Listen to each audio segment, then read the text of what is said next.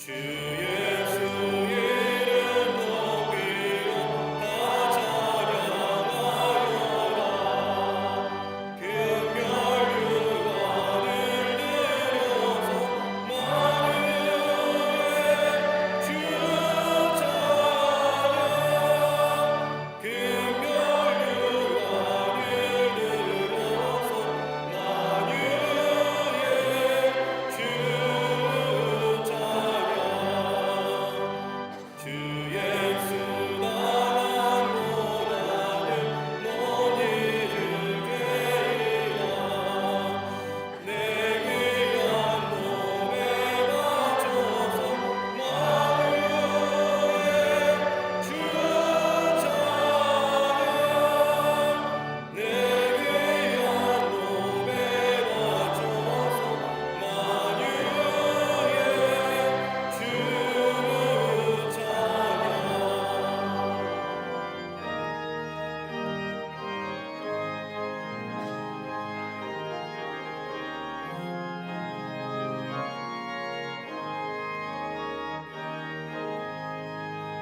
이제 우리의 영화는 온 세상 사람들 그 크신 이름 높여서 만유의 주 찬양.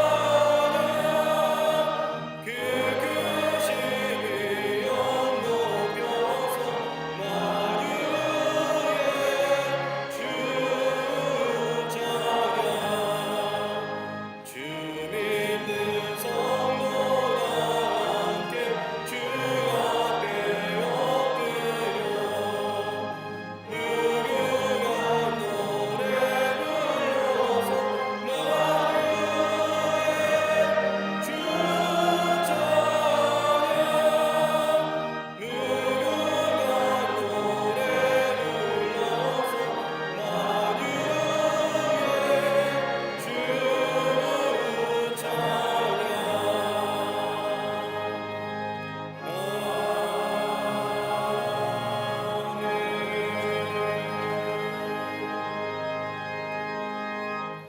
교동문 131번 고난주간 두 번째 말씀을 교독하시겠습니다. 우리가 전한 것을 누가 믿었느냐? 그는 주 앞에서 자라나기를 연한 순 같고 마른 땅에서 나온 뿌리 같아서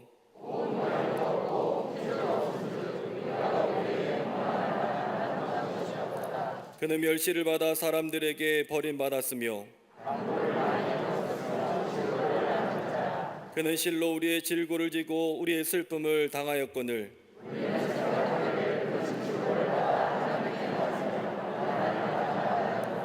그가 찔림은 우리의 허물 때문이요 그가 징계를 받음으로 우리는 평화를 누리고 우리는 다 양 같아서 그릇 행하여 각기 제 길로 갔거늘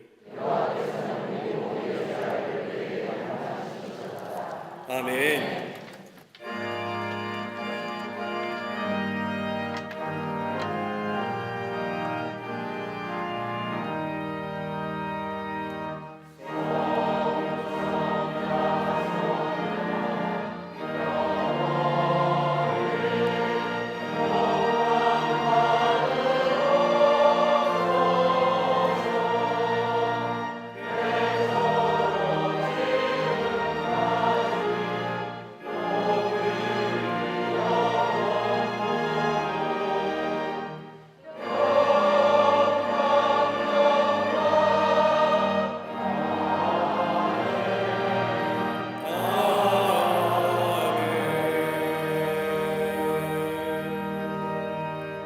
전능하사 천지를 만드신 하나님 아버지를 내가 믿사오며 그 외아들 우리 주 예수 그리스도를 믿사오니 이는 성령으로 잉태하사 동정녀 마리아에게 나시고 본디오 빌라도에게 고난을 받으사 십자가에 못 박혀 죽으시고 장사한 지 사흘 만에 죽은 자 가운데에서 다시 살아나시며 하늘에 오르사 전능하신 하나님 우편에 앉아 계시다가 저리로서 산자와 죽은 자를 심판하러 오시리라.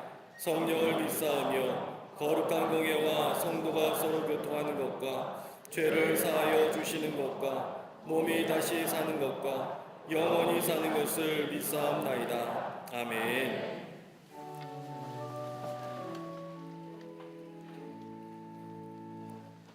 종료주의를 허락하시어 신령과 진정으로 예배하게 하신 하나님 은혜에 감사를 드립니다. 호산나 다윗의 자손을 맞이하던 기쁨이 우리 안에도 임하게 하여 주시옵소서. 믿음으로 드리는 오늘의 예배를 받아주시고 겸손의 왕으로 오신 예수님을 맞이하는 시간이 되게 하여 주시옵소서. 무엇보다 우리는 겸손하지 못하고 교만하여 나 자신을 속이며 살았음을 이 시간 회개합니다. 내 안에 있는 열정이 믿음인 것처럼 살았으며 생각이 기도인 것처럼 살았음을 회개합니다. 선한 것 하나 없이 이기적으로 살면서 신앙 있는 것처럼 살았던 껍데기의 모습은 사라지고 오직 십자가 은혜만 남게 하여 주시옵소서. 이 시간 성령의 불이 임하여 부정적인 것은 태우고 정결케 되는 예배가 되게 하여 주시옵소서. 하나님의 거룩한 손에 이끌려 여기까지 대한민국을 축복하신 하나님 감사합니다. 이 나라가 하나님을 기억하며 사랑하게 하여 주시옵소서. 하나님의 나라가 훼손당하지 않으며 하나님을 향한 예배가 제한되지 않는 나라가 되게 하여 주시옵소서. 온 열방을 위해 기도할 때에 우크라이나 땅에서 벌어지는 전쟁을 막아주시며 무고한 시민들의 생명을 지켜 주시옵소서. 전쟁의 무서움을 대한민국도 다시 깨달아 안보가 든든히 지켜지며 악한 북한의 정권 주님께서 다스려 주시옵소서. 피 흘림 없는 복음적 통일로 대한민국이 하나 될 수 있도록 인도하여 주시옵소서. 빛의 숲 광립재단을 부흥케 하신 하나님 은혜 감사합니다. 솔로몬의 기도처럼 이곳에서 기도할 때에 재앙과 질병이 떠나가며 주의 축복과 약속이 이루어져 주의 영광이 가득한 주의 제단이 되게 하여 주시옵소서. 이를 위해 기도하시는 감독님에게 신원의 강건함을 더해 주시니 감사합니다. 흐르는 강물에 빵을 던지라는 말씀으로 부유한 교회가 아닌 풍요로운 교회의 모습을 알려주셨던 것처럼 감독님의 삶이 항상 풍요로운 삶이 되게 하여 주시옵소서. 영적 풍요로움을 위해 바울처럼 사명을 향해 달려나가시는 담임 목사님 언제나 영적 권세를 내려주시니 감사합니다. 새로운 세대를 위한 기도와 계획들이 많은 열매를 맺어 한국교회와 세계교회의 풍요로운 창조가 되게 하여 주시옵소서. 오늘 말씀 전하실 때에도 낙심하고 상처 입은 자가 치유되며 풍요로움을 맛보게 하여 주시옵소서.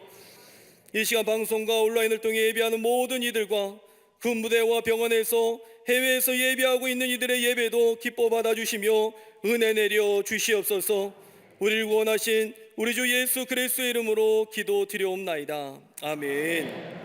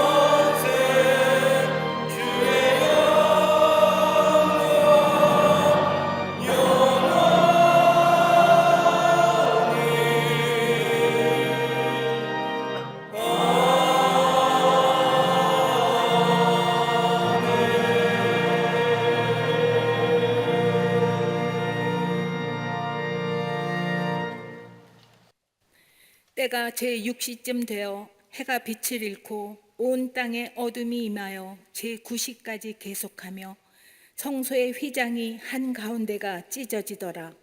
예수께서 큰 소리로 불러 이르시되 아버지 내 영혼을 아버지 손에 부탁하나이다 하고 이 말씀을 하신 후 숨지시니라.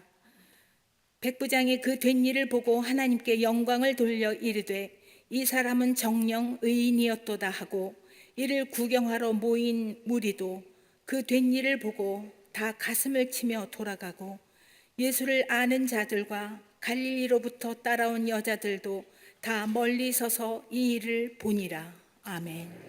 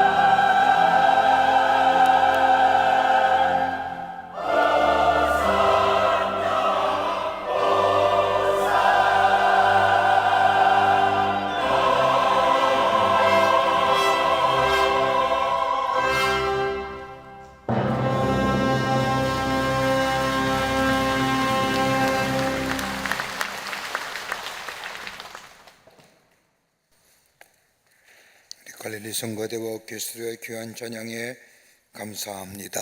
고맙습니다. 우리가 인생을 살아가면서 예기치 않은 사건이나 일 또는 깨달음을 통하여 우리의 삶의 방식을 송두리째 바꿀 뿐만 아니라 새롭게 변화되는 삶을 살아가게 한다는 것, 이걸 가리켜서 우리가 인생의 전환점이라고도 말하며 터닝 포인트라고 이야기합니다. 아마 우리 인생의 여정을 걸어가면서 누구나 한 번쯤은 경험했던 것일 것입니다. 우리가 잘 알고 있는 러시아의 대문호인 도스토옙스키에 대한 문학가들의 평가는 제각기지만 그러나 도스토옙스키를 말할 때 공통적으로 이야기하는 것이 있습니다. 그에 대한 평가는 그는 인간이 어디로 왔다가 어디로 가는지를 아는 사람이었고, 그런 인간의 마음속에 희망과 소망을 말해줄 수 있는 작가라고 도스토옙스키에 대해서 공통적으로 평가하는 것을 들을 수 있습니다. 도스토옙스키의 작품 세계가 이렇게 바뀌게 된 사건은 하나 있습니다. 터닝 포인트라고 말할 겁니다. 도스토옙스키가 그의 아내와 함께 1867년 8월 어느 날 스위스 바젤에 있는 한 미술박물관을 방문하게 됩니다. 전라된 미술품을 둘러보는 중에 그는 한 그림 앞에 멈추어 서서 움직이지를 못합니다. 그 이름은 한스 홀바인이라고 하는 사람이 그린 무덤 속의 그리스도라고 하는 그림이었습니다. 이 그림을 보면서 도스토옙스키는 엄청난 충격 속에 꼼짝없이 서 있습니다. 그가 보았던 그림은 무덤 속의 그리스도라고 하는 그림인데, 이 그림은 푸른빛을 띠고 죽어 누워 계신 예수님의 모습을 그린 그림이었습니다. 그냥 평범하게 지나갈 수 있음에도 불구하고 그가 걸음을 멈추고 보았던 푸른빛을 띠고 죽어 누워 계시는 예수님, 그는 도대체 무슨 충격을 받았기에 그는 그 자리에 멈추어 서서 떠나질 못했을까요? 인간의 잔인함이었을까요? 아니면 예수님의 불쌍함이었을까요? 아닐 겁니다. 도스토옙스키가 그림을 보면서 받은 충격은 십자가의 고난과 고난의 결과로 처참하게 죽으신 예수님께서 그의 육체가 푸른빛으로 변해가는 그 예수님의 시신을 바라볼 때에 예수님의 육체 속에 담겨진 생명의 신비를 보았기 때문입니다. 처참하게 죽으신 예수님 그 너머에 있는 본질을 보게 된 겁니다. 죽음 속에 감추어진 생명과 소망을 보았기에 그는 전율을 느끼며 그 자리를 떠날 수가 없었던 겁니다. 그 후에 그의 작품의 세계는 달라집니다. 그의 삶 가운데는 희망을 이야기하게 되며 삶의 고난과 시련 앞에서 소망을 이야기하는 새로운 작품의 세계로 열어간 것을 보게 됩니다. 오늘 우리가 읽은 본문의 말씀은 그리 길지 않은 본문의 말씀이지만은 예수님의 죽음의 사건을 기록하면서 여기에 보면 세 개의 동사형의 단어가 나옵니다. 보았다, 본다라고 하는 동사형입니다. 오늘 읽은 23장 47절의 말씀을 보면 백부장이 보고라고 적고 있습니다. 예수님의 십자가의 죽으심을 보았다는 겁니다. 그리고 23장 48절의 말씀을 보면 구경하러 모인 무리도 된 일을 보고라고 말합니다. 구경하러 온 무리가 십자가에서 죽으심을 보았다는 겁니다. 본 것으로 끝인 것이 아니라 된 일을 보았다는 겁니다. 그리고 23장 49절의 말씀을 보면 예수를 아는 이들과 갈릴리로부터 따라온 여자들이 멀리 서서 이 일을 보니라, 본다는 겁니다. 어떤 일이요? 이 일을, 예수님의 십자가의 죽음을 보았다는 겁니다. 보았다, 본다, 보니라 다 동사형으로 나오는데 그들이 공통적으로 보았던 것은 다름이 아니라 그 된 일. 그 된 일이 무엇일까요? 예수의 십자가의 죽음을 보면서 그 된 일, 도대체 그 일이 어떤 일이었을까요? 예수 그리스도의 십자가의 죽음을 동일하게 기록하고 있는 마태복음이나 마가복음의 말씀을 보면 백부장은 예수님께서 십자가에 달려 죽으신 것을 보고 그는 실로 하나님의 아들이었다라고 고백합니다. 죄의 대가를 치르고 죽어가는 수많은 죄수들의 죽어가는 장면을 보았던 이 백부장, 그런데 예수 그리스도의 십자가의 죽음을 통하여 그가 보았던 것이 무엇이기에 예수 그리스도의 십자가의 죽음 앞에 그는 실로 하나님의 아들이었다고 고백한 이유가 어디 있을까요? 무엇을 보았기에? 더 나아가 그저 아무런 생각 없이 예수 그리스도를 향하여 십자가에 못 박으라고 외쳤던 군중들이 예수님의 십자가의 죽음을 보고 저들이 된 일, 도대체 예수의 십자가의 죽음 앞에 무엇이 되었기에 저희들이 그 된 일을 보았을까요?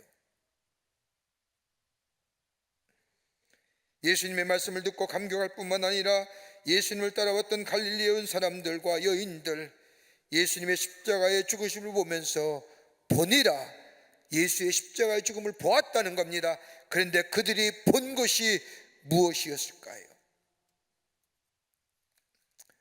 오늘은 예수님이 인류의 구원을 위하여 어린 나귀 새끼를 타고 예루살렘 성에 입성하시는 종려주일, 그래서 예루살렘의 거민들이 종려나무 가지를 흔들었다고 해서 팜스 선데이라고 말합니다. 이 종려를 주일하면 고난주일이 됩니다. 주간이 됩니다. 예수님의 십자가의 고난과 죽으심을 기억하며 그 놀라운 자리에 다시금 깊게 앉아 주의 놀라운 은혜와 사랑을 다시 한번 깊게 묵상하며 그 은혜를 체험하는 이 고난 주간에 우리가 잠시 우리의 일상의 삶을 멈추고 보아야 할 것이 다름 아닌 십자가인데, 그 십자가 단순히 예수 그리스도의 십자가의 죽으심이 아니라 그 너머 속에 있는 십자가가 담고 있는 그 된 일, 그 된 일을 발견하게 될 때에 우리의 삶은 새로운 변화와 더불어 새로운 생명의 삶으로 이어가는 역사가 우리 가운데 있게 될 줄 믿습니다. 그 십자가 안에 담겨져 있는 하나님이 하신 일, 된 일이 무엇일까요? 첫째는 우리는 십자가를 통하여 하나님의 사랑을 발견하게 됩니다. 십자가는 다름 아닌 사랑의 복음입니다. 오늘 23장 40절의 말씀을 보면 십자가에서 죽으신 예수님을 백부장이 바라보면서 그를 된 일을 보고 하나님 앞에 영광을 돌려 이르기를 이 사람은 정녕 의인이었다라고 고백합니다. 동일한 사건을 기록하고 있는 마가복음 15장 39절의 말씀을 보면 예수의 십자가의 죽음을 보면서 백부장은, 예수를 상하여 섰던 백부장이 그렇게 순짐을 보고 이르되 이 사람은 진실로 하나님의 아들이었다라고 기록합니다. 마태복음 27장 54절의 말씀을 보면 동일한 사건, 동일하게 보았던 이 백부장, 그 마태복음에 적기는 이는 진실로 하나님의 아들이었다라고 고백합니다. 같은 사건, 같은 일이지만 십자가에 죽으신 예수님을 향하여 백부장은 정녕 의인이었도다, 하나님의 아들이었도다, 진실로 하나님의 아들이었다라고 고백하였다는 겁니다. 여러분, 예수님이 십자가에 달려 돌아가시기 전에, 죽으시기 전에 예수님이 십자가에 6시간 동안 달려 계시면서 7마디를 하셨습니다. 세 번의 말씀은 인간에 관한 말씀이었습니다. 십자가에 달린 강도를 향하여 말씀하셨고, 자신의 어머니 마리아를 제자들에게 부탁하시며 말씀하셨고, 그리고 자신의 십자가에 못 박힌 무리를 향하여 목마르다라고 말씀하셨습니다. 그리고 다른 세 번의 말씀은 하나님을 향한 말씀이었습니다. 자신을 못 박은 사람들을 용서해달라는 것이고, 자신의 영혼을 하나님께 맡긴다는 것이고, 그리고 나의 하나님 어찌하여 나를 버리셨습니까? 라고 하며 절규의 외침을 하시며, 나머지 한마디의 말씀은 하나님과 악한 사탄 그리고 온 이를 향한 선언의 말씀인 다 이루었다라고 말씀하시며 숨을 거두십니다. 우리 예수님은 하나님 나라의 복음을 전하실 때에 그 당시만 해도 그 어떤 사람도 하나님을 아버지라 부를 수가 없었습니다. 서기관들이 글을 쓰거나 하나님의 말씀을 읽을 때 혹시나 야훼란 이름이 나오게 되면 그들은 감히 야훼의 이름을 부를 수가 없어서 침묵하거나 아니면 글 쓰던 것을 멈추고 붓을까 빨고 목욕을 하고 새 옷을 갈아입고 와 그래도 야훼의 이름을 부를 수가 없어서 엘로힘, 때로는 아도나이라고 그랬던 하나님에 대한 명칭, 이름. 그런데 예수님은 하나님의 놀라운 일들을 감당하시면서 하나님의 이름을 쉽게 부르셨습니다. 기도하실 때도 하나님 아버지라고 부르실 뿐만 아니라 제자들에게 기도에 관한 말씀을 가르쳐 주실 때에도 하나님을 향하여 아버지라 부르라고 가르치셨습니다. 예수님께서 하나님을 아버지라 처음 불렀을 때에는 예수님께서 12살 나던 때에 성전에서 당시의 율법학교들과 말씀을 나누고 계실 때에 마리아와 요셉이 찾아와 예수님께 묻기를 어디에 있었느냐라고 물을 때에 예수님이 내가 아버지 집에 있어야 할 줄을 모르겠습니까? 라고 처음으로 하나님을 향하여 아버지라 단어를 사용합니다. 그리고 예수님 말씀 가운데 산상수훈의 말씀을 보면 아버지란 이름이 무려 7번이나 나옵니다. 이렇게 사용하신 하나님을 향한 아버지의 부름이 십자가의 사건이 가까우면 가까울수록 그 횟수가 점점 많아짐을 발견하게 됩니다. 요한복음 14장과 16절의 말씀을 보면 6월절에서 다락방에 1월절에 다락방에서 제자들 향하여 마지막 고별 설교를 하시면서 아버지의 이름을 무려 45번이나 부르며 말씀하십니다. 그리고 예수님은 십자가에 달려 돌아가시기 죽기 전에 마지막에도 아버지여 내 영혼을 부탁하나이다라고 마지막까지 하나님을 향하여 아버지라 부르시며 숨을 거두신 것을 보게 됩니다. 우리 예수님은 하나님과 이렇게 친밀한 관계였습니다.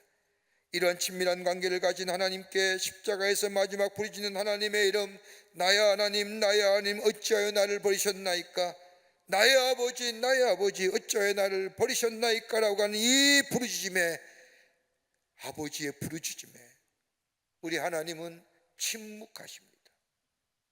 선택적 침묵입니다. 십자가의 죽음을 앞둔 예수님께서 마지막으로 하나님을 향하여 아버지라 부르는 이 부르짖음에 외면하신 이유가 어디 있을까요? 선택적 침묵을 하신 이유가 어디 있을까요? 그건 다름 아닌 우리를 향한 당신의 사랑 때문이었습니다. 우리를 구원하시고자 하는 하나님의 계획이 중단되지 않도록 하나님은 당신의 아들이신 예수님이 마지막 불렀던 아버지라고 하는 이 부르짖음에 외면하신 겁니다. 눈물을 흘리시고 계시지만 더 이상 아들의 부르짖음에 귀를 막고 고통의 마지막 순간까지 인내하며 지켜보셨던 겁니다. 그러게 바울은 이러한 하나님의 사랑을 향하여 로마서 5장 8절에 이렇게 고백합니다. 우리가 아직 죄인 되었을 때에 그리스도께서 우리를 위하여 죽으심으로 하나님께서 우리에 대한 자신의 사랑을 확증시켜 주셨느니라. 앞장 6절과 7절과 8절의 말씀을 보면 우리가 어떤 존재였는 것을 얘기합니다. 우리가 연약할 때에, 우리가 죄의 지인된 자로 살고 있을 때에, 더 나아가 하나님과 원수 되었을 때에 우리 하나님 우리를 포기하지 아니하시고 우리를 사랑하시기에, 우리를 구원하시기에 하나님을 향하여 마지막 부르짖음인 절규인 아버지여라고 하는 이 예수님의 부르짖음에 외면하셨다는 겁니다. 그러기에 십자가는 고통과 고역과 치욕과 수치의 십자가이지만, 그러나 십자가 너머에 있는 하나님의 사랑을 발견할 수 있어야 합니다. 하나님은 우리를 사랑하시기에, 그 사랑하시기에, 구원하시기에 다른 것에서 양보하시거나 포기하시거나 중단하신 적이 없습니다. 그러게 사도 요한은 이런 하나님의 사랑을 이렇게 설명하지요. 요한일서 4장 9절과 10절의 말씀을 보면 하나님의 사랑이 우리에게 이렇게 나타난 바 되었으니 하나님이 자기 독생자를 세상에 보내심은 그로 말미암아 우리를 살리려 하심이라. 사랑은 여기 있으니 우리가 하나님을 사랑하는 것이 아니요 하나님이 우리를 사랑하사 우리의 죄를 속하시려고 화목제물로 그 아들을 보내셨음이니라. 하나님이 우리를 구원하시기에, 사랑하시기에, 구원하시기에 예수님을 이 땅에 보내주셨다는 겁니다. 십자가를 통하여 나타난 바 하나님의 사랑, 그 사랑이 구체적으로 어떤 것이었을까요? 이사야서 13장 4절과 6절의 말씀을 보면 우리의 삶의 정황을 이렇게 말합니다. 그는 실로 우리의 질고를 지고 우리의 슬픔을 당하였거늘 우리는 생각하기를 그는 징벌을 받아 하나님께 맞으며 고난을 당한다 하였느라. 그가 찔림은 우리의 허물 때문이요 그의 상함은 우리의 죄악 때문이요 그가 징계를 받음으로 우리는 평화를 누리고 그가 채찍에 맞음으로 우리는 나음을 입었도다. 우린 다 양 같아서 그릇 행하여 각기 제 갈로 갔거늘 여호와께서는 우리 모두의 죄악을 그에게 담당시키셨도다 라고 말합니다. 우리 인생 삶의 질고로 가는 인생이라는 거예요.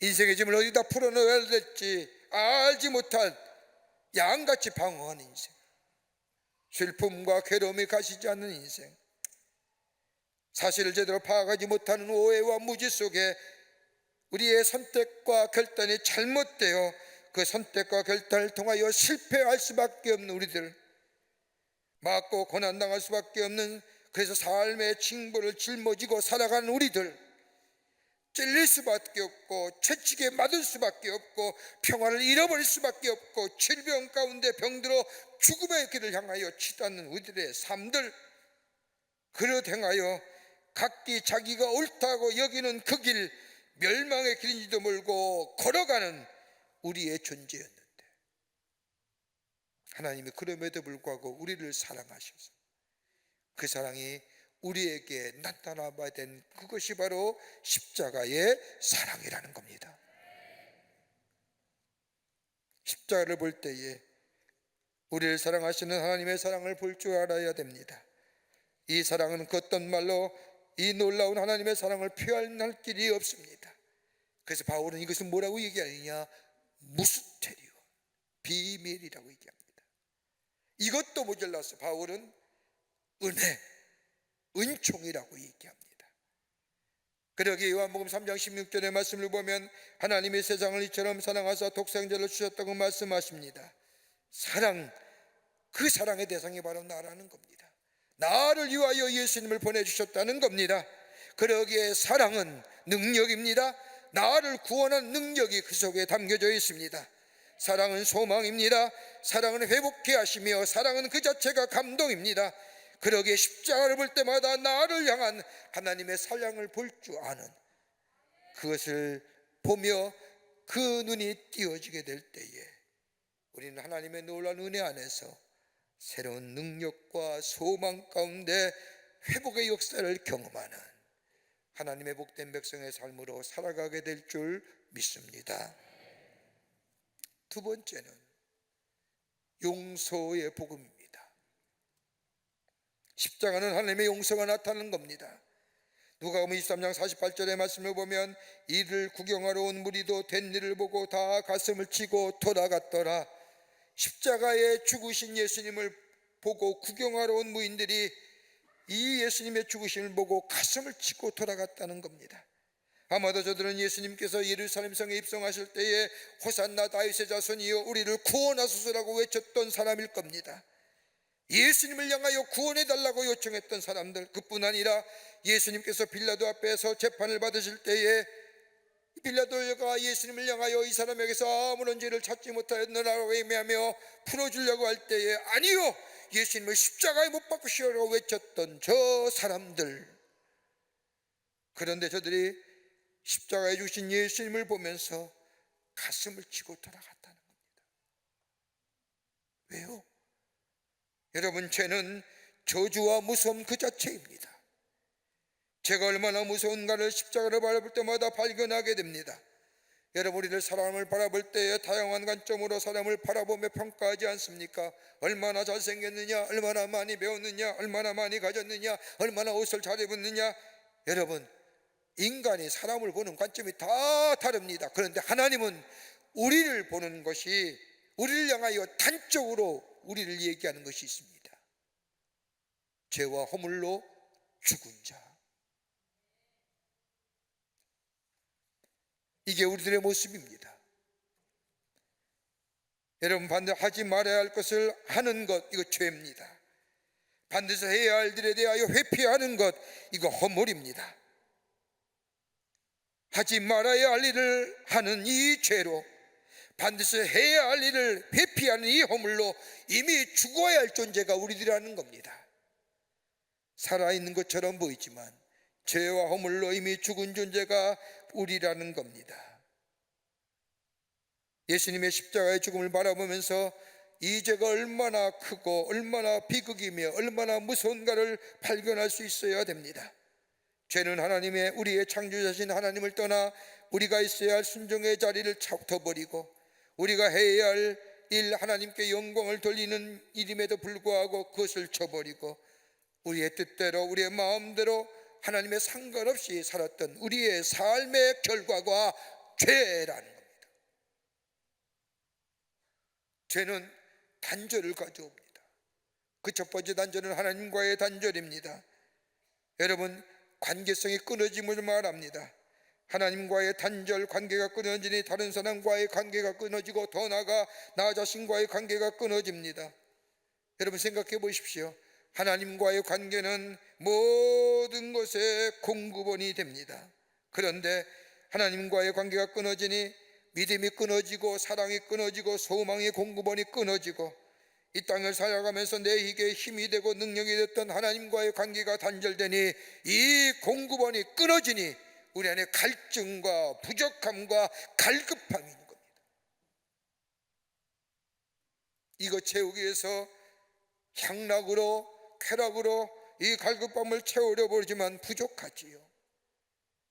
어떤 사람은 철학과 도덕 윤리를 통하여 때로는 선한 일을 한다고 하면서도 자신의 갈증과 갈급함과 그리고 갈증을 채워보기를 위해서 몸부림치지만은 채워지지 않는 갈급함과 공허함, 그러면서 방황하면서 허우적거리며 사는 삶의 모습, 하나님과의 관계가 단절되었던 겁니다. 이게 죄의 모습입니다. 십자가에 죽으신 예수님, 죄인의 모습으로 십자가에 죽으신 예수님은 다름 아닌 우리의 죄가를 대신 받으시고 속죄 제물이 되시고 죄인 취급 받으시며 죄인의 대우를 받으시며 죄가 무엇인가를 분명하게 보여주신 것이 바로 십자가라는 겁니다. 보세요. 나의 하나님, 나의 하나님, 불러도 아무런 대응답이 없는 것, 단절이지 않습니까? 로마의 병정들이 예수님을 잡아서 이때부터 우리 예수님은 로마의 권력 아래 자유함을 잃어버린 존재, 인간에게서 가장 귀하고 가장 아름다운 것이 있다고 하면 자유인데 예수님은 이 로마의 병정 앞에 잡혀든 순간 그 자유가 구속당합니다. 죄는 우리의 자유를 구속하는 거예요.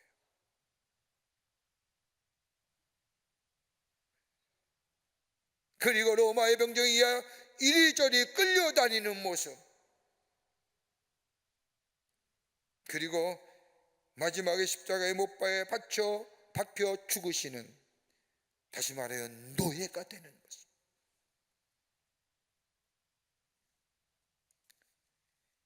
그러기에 죄는 저주를 가져옵니다. 비극을 가져옵니다. 질병을 가져오고 재앙을 가져오고 가난을 가져오고 심판을 가져옵니다. 우리의 풍성함을 박탈해 갑니다. 분리시킵니다. 하나님의 자녀의 존귀함도 하나님이 약속하신 복도 우리로 하여금 분리시킵니다. 그리고 죄는 사망과 더불어 영원한 형벌에 처하게 합니다. 이 죄를 위하여 우리 예수님이 십자가에 죽으셨습니다. 죄가 주는 단절의 아픔과 고통을 우리 주님께서 우리를 대신하여 짊어지시고 죽으셨다는 겁니다.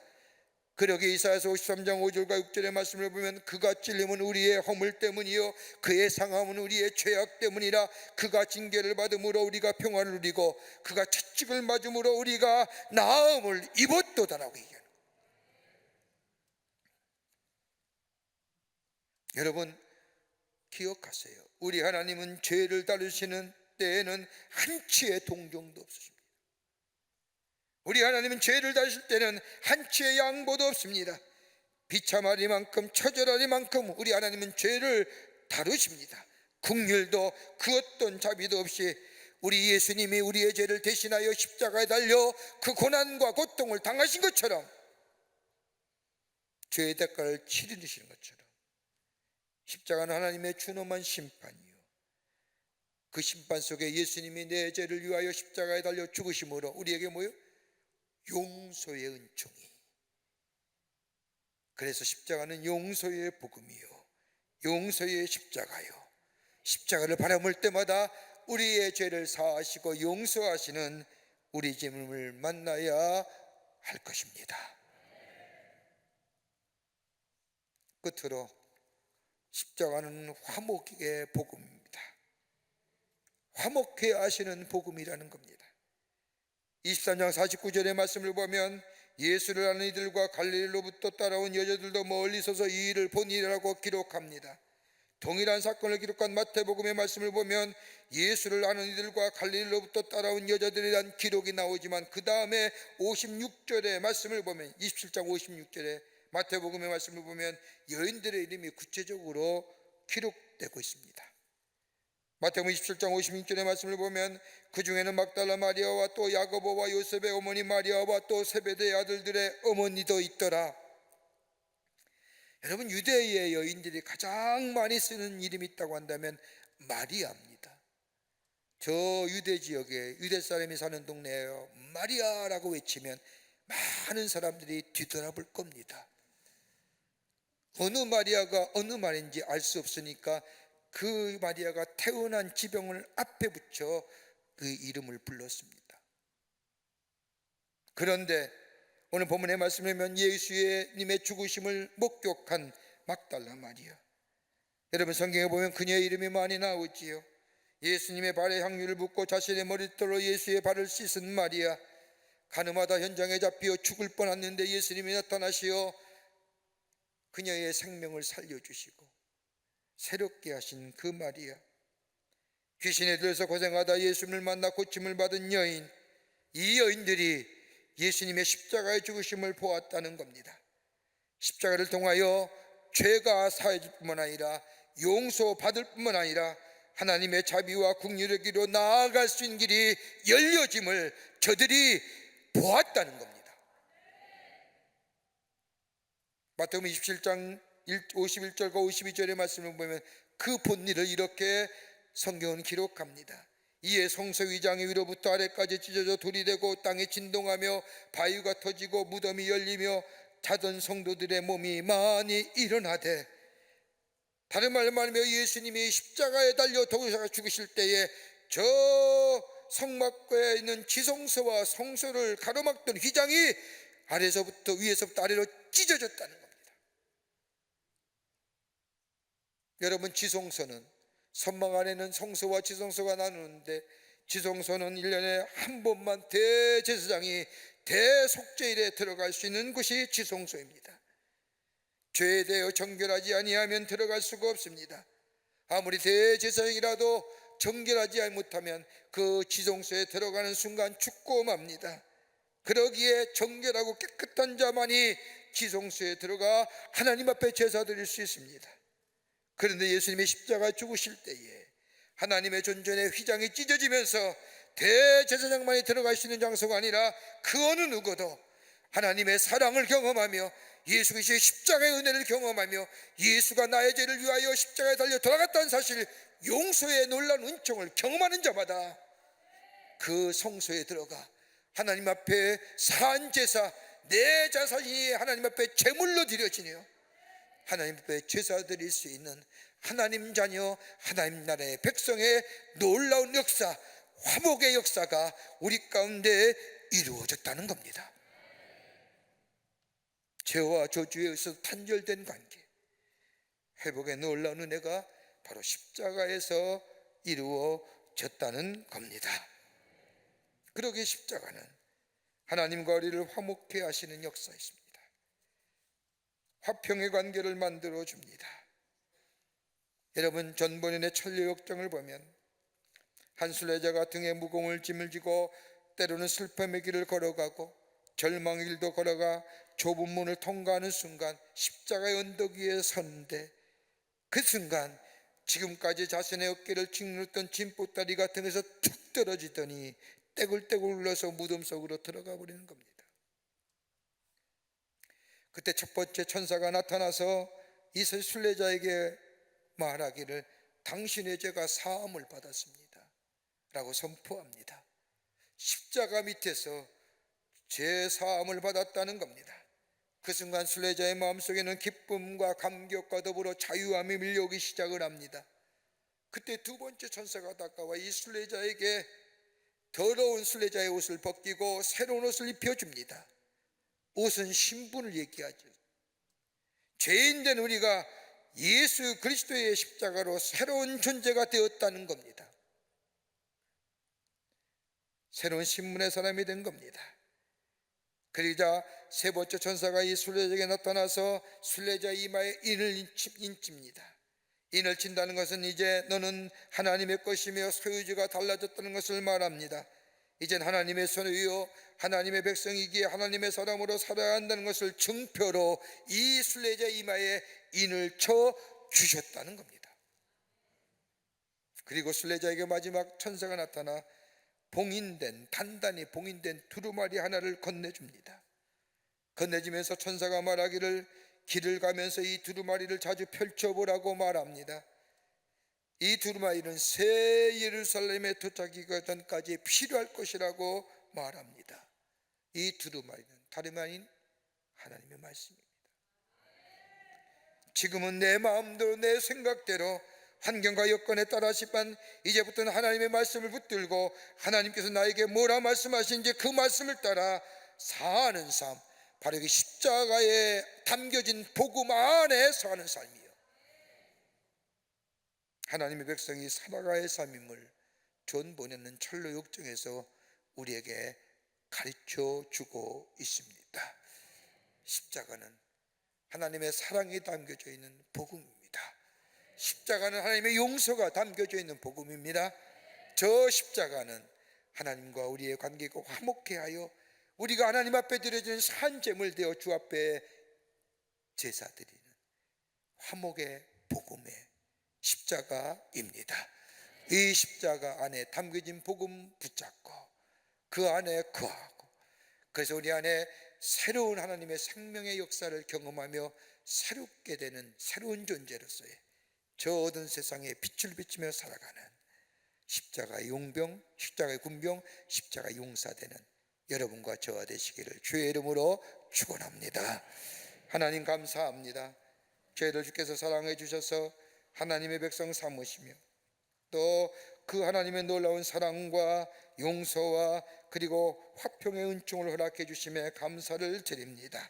십자가 안에서 새롭게 거듭난 삶, 영원한 삶을 누리며 사는 저 세상 가운데 하나님의 살아계심을 증거하는 저희들의 삶 되게 하여 주시옵소서. 성령이 도우시고 인도하여 주실 줄 믿으며 예수님의 이름으로 기도하옵나이다. 아멘. 십자가 은병되어서 예수를 따를 때 무서워하는 마음으로 주 너를 제할까. 나의 주 그리스도 나를 성령했으니 나 십자가를 벗으니 저별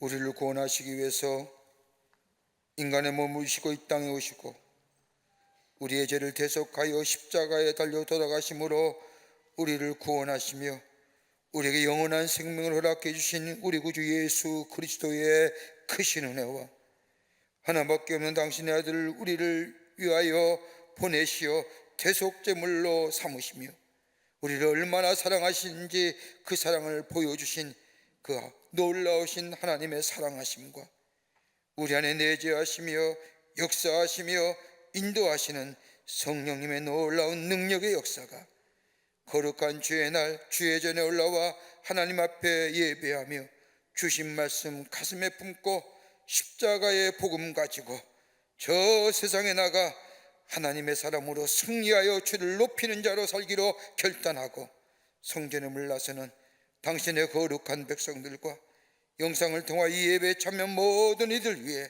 주께서 지금으로부터 영원토록 함께 하시기를 간절히 축원하옵나이다. 아멘.